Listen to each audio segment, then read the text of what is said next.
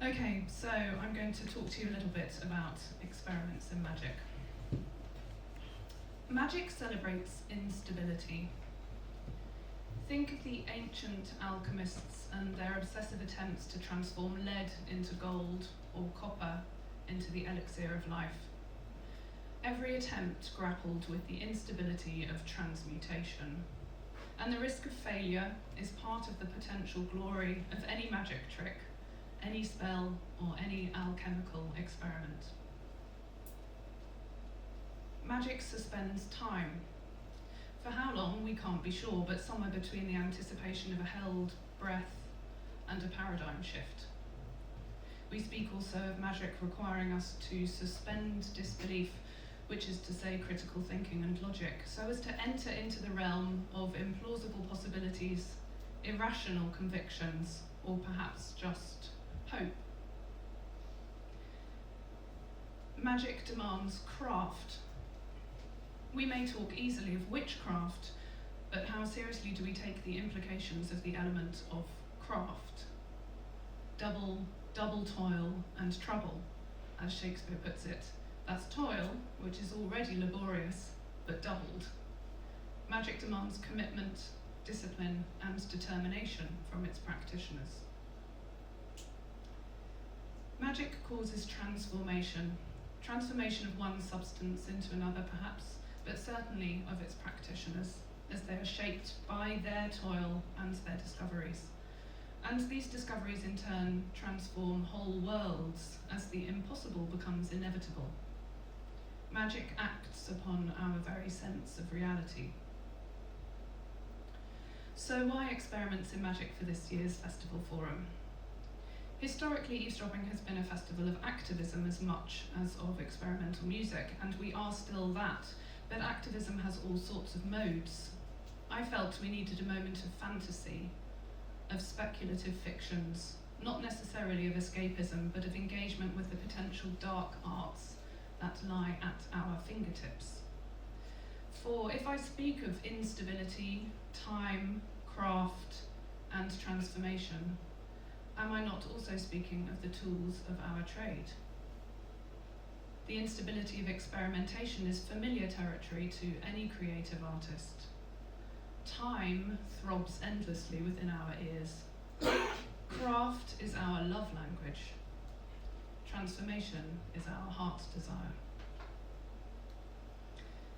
I've been clinging lately to this little book, Practical Performance Magic by Maya Hirvanen and Eva Neklayeva, and here's how they introduce the book.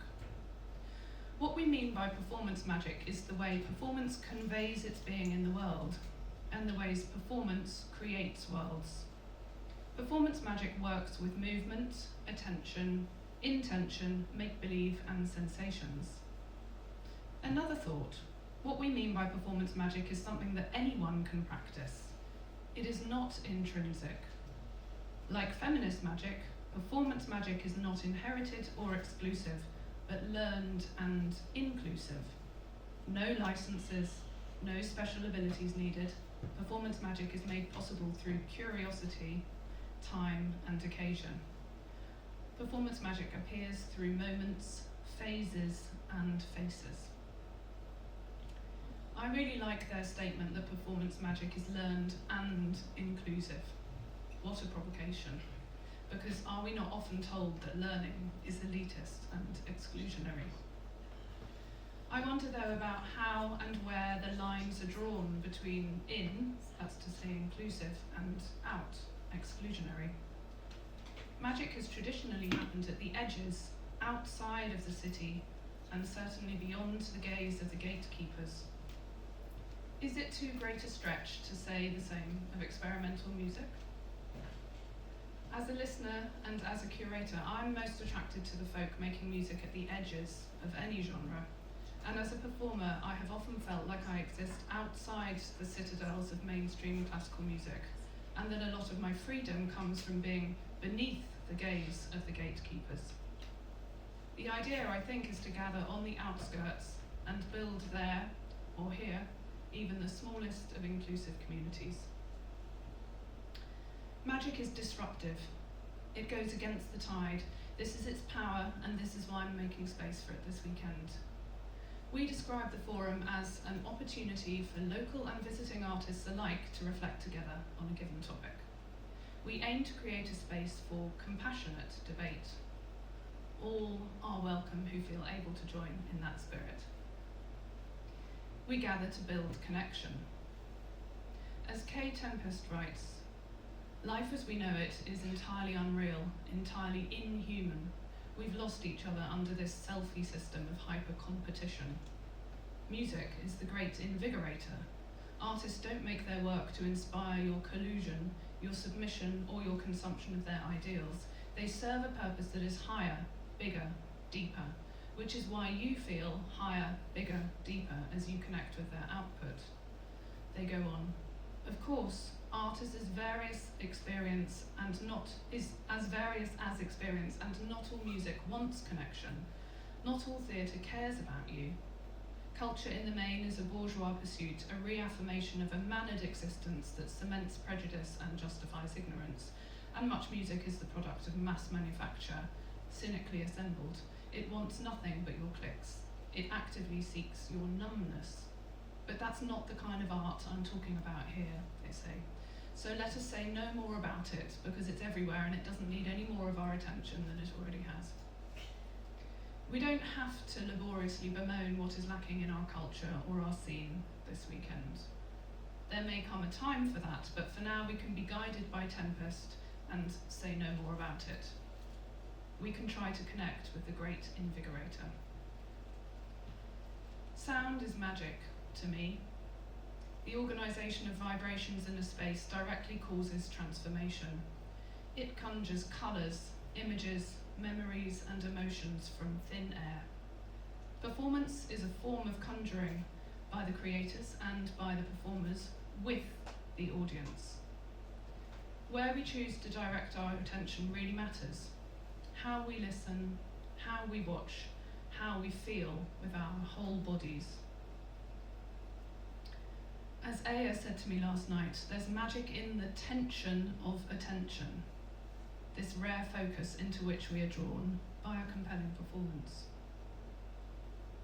I invite you then to pursue your flights of fancy this weekend. As Ursula K. Le Guin writes, there really is nothing to fear in fantasy unless you are afraid of the freedom of uncertainty. And so I'll close with a recipe from this little book.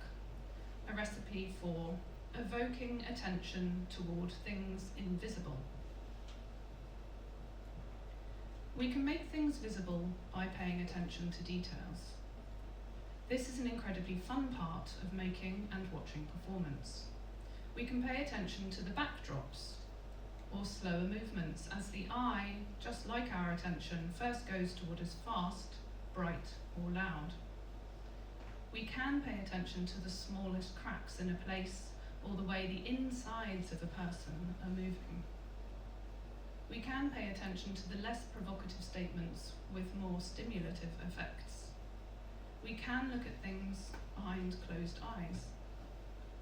Looking is based on different spectrums of light coming together in the miraculous lens of the eye, creating an illusion, illumination, a reality by light. We can understand making something visible as an act of choice. Look at this. But not all things are operating in the realm of visibility. Much is happening in the invisible, in other senses, and not in reality by light. Underground, inside, in waves, and in molecular dances. So I invite us to pay attention to the invisible this weekend and to dance together towards the magic. Thank you.